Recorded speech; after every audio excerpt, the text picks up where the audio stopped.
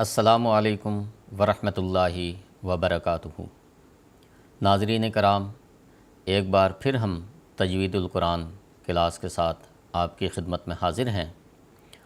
آج میں سورہ سجدہ کے دوسرے رکوع کی تلاوت کروں گا اور اس کے بعد ہم چند ایک قواعد بھی سمجھیں گے۔ تو آئیے اب تلاوت شروع کرتے ہیں۔ اعوذ باللہ من الشیطان الرجیم، بسم اللہ الرحمن الرحیم۔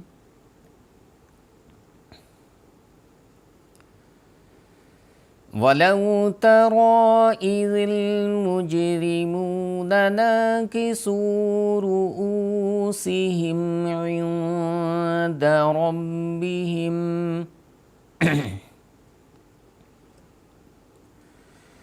رَبَّنَا أَبْصَرْنَا وَسَمِعْنَا فَارْجِعْنَا نَعْمَلْ صَالِحًا إِنَّا مُوقِنُونَ۔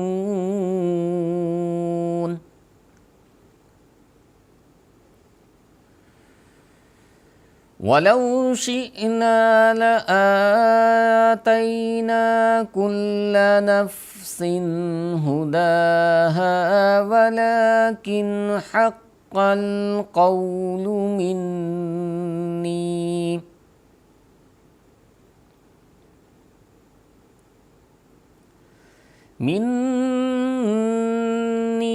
لَأَمْلَأَنَّ جَهَنَّمَ مِنَ الْجِنَّةِ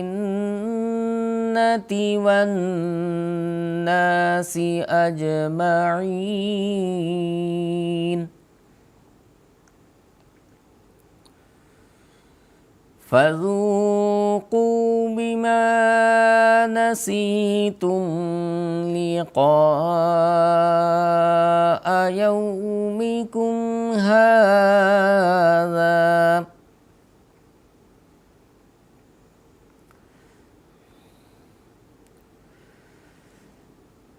إِنَّا نَسِينَاكُمْ وَذُوقُوا عَذَابَ الْخُلْدِ بِمَا كُنتُمْ تَعْمَلُونَ۔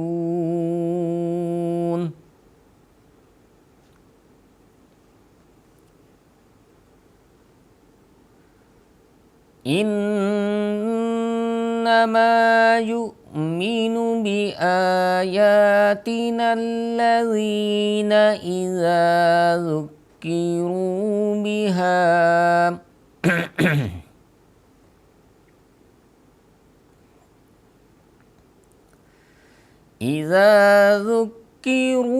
بِهَا خَرُّوا سُجَّدًا وَسَبَّحُوا بِحَمْدِ رَبِّهِمْ وَهُمْ لَا يَسْتَكْبِرُونَ۔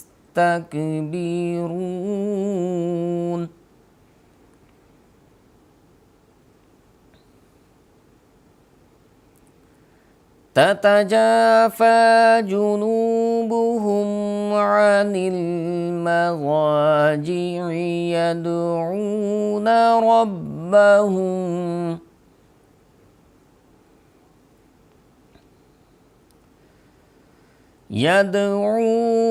رَبَّهُمْ خَوْفًا وَطَمَعًا وَمِمَّا رَزَقْنَاهُمْ يُنْفِقُونَ۔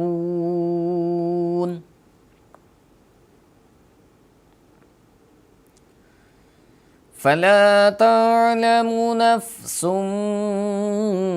مَّا أُخْفِيَ لَهُم مِّن قُرَّةِ أَعْيُنٍ جَزَاءً بِمَا كَانُوا يَعْمَلُونَ۔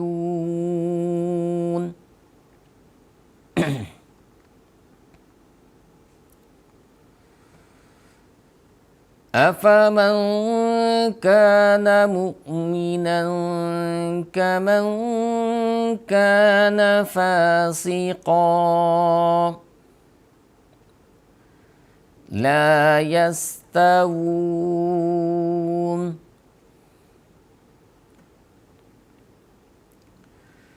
أما الذين آمنوا وعملوا الصالحات فلهم جنات المأوى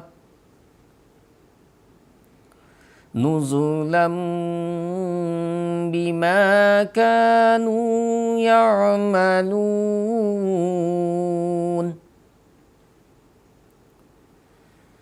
وأما الذين فسقوا فمأواهم النار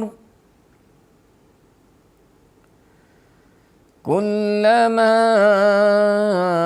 أرادوا أن يخرجوا منها أعيدوا فيها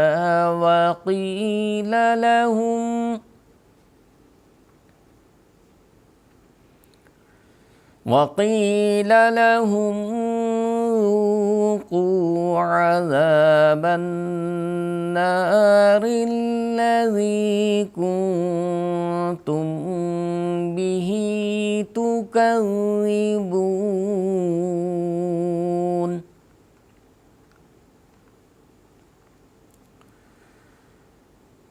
ولنذيقنهم من العذاب الأدنى دون العذاب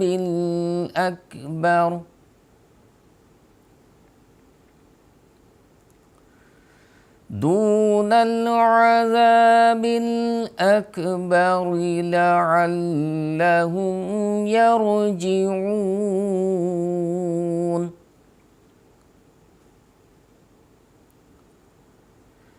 ومن أظلم ممن ذكر بآيات ربه ثم أعرض عنها إنا من المجرمين منتقمون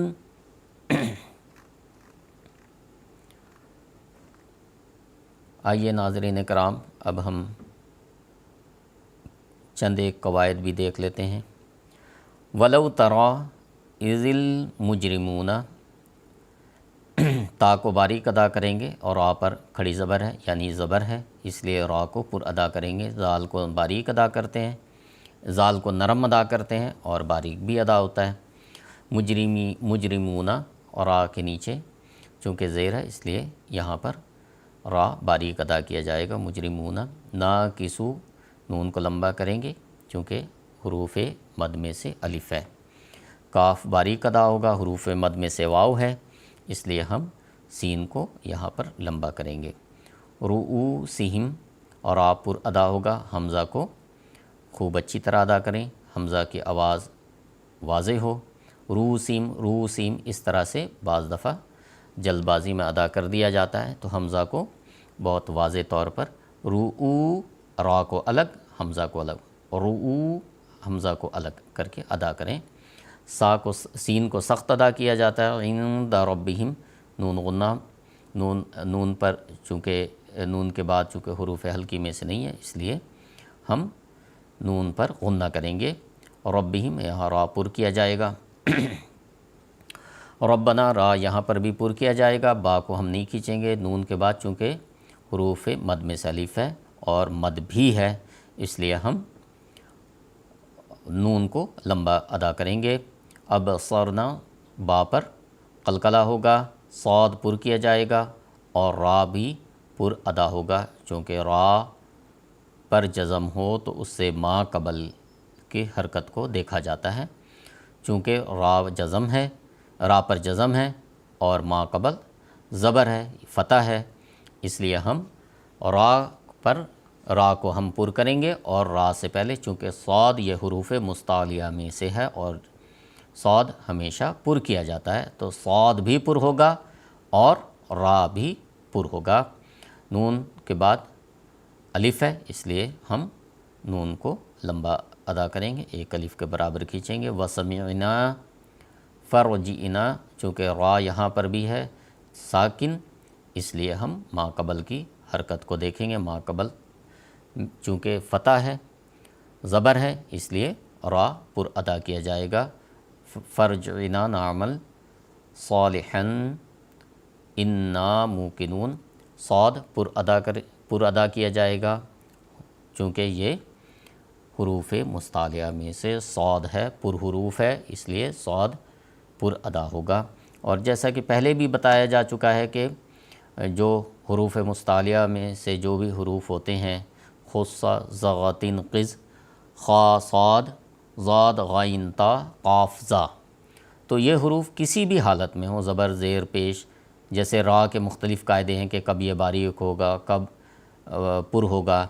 لام کے قاعدے ہیں اسی طرح کہ کبھی لام، اللہ کا لام جو ہے وہ کب پر کیا جاتا ہے، کب باریک کیا جاتا ہے، لیکن یہ حروف جو ہیں حروف مستعلیہ جو کہلاتے ہیں، خص، ضغطن، قز، خا، صاد، ضاد، غین، تا، قاف، زا، تو یہ حروف کسی بھی حالت میں ہوں، زبر، زیر، پیش، جزم، کسی بھی حالت میں ہوں، تو یہ حروف کو ہمیشہ پر کیا ہی جاتا ہے، پر ہی ادا ہوتا ہے۔ ہا پر دو زبر، نون ساکن یا تنوین کے بعد حروف حلقی میں سے کوئی حرف آئے گا تو غنہ نہیں ہوتا ہے، چونکہ الف کے نیچے زیر ہے، یہ حمزہ ہے دراصل، تو ہا یہاں پر غنہ نہیں ہوگا۔ ہا پر نون مشدد ہے، نون مشدد جب کبھی بھی آئے تو نون مشدد ہمیشہ غنہ ہوتا ہے، نون پر تشدید ہو تو نون کا ہمیشہ غنہ ہوگا اور غنہ اظہار کے ساتھ ہوگا۔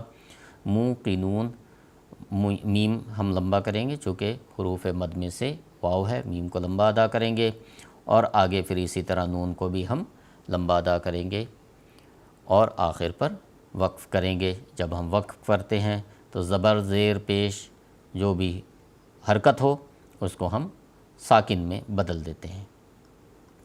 تو ناظرین کرام، آج کے لیے بس اتنا ہی، انشاءاللہ اگلی کلاس میں پھر ہم ایک نئے رکوع کے ساتھ آپ کی خدمت میں حاضر ہوں گے۔ تب تک کے لیے اجازت چاہتا ہوں۔ السلام علیکم ورحمۃ اللہ وبرکاتہ۔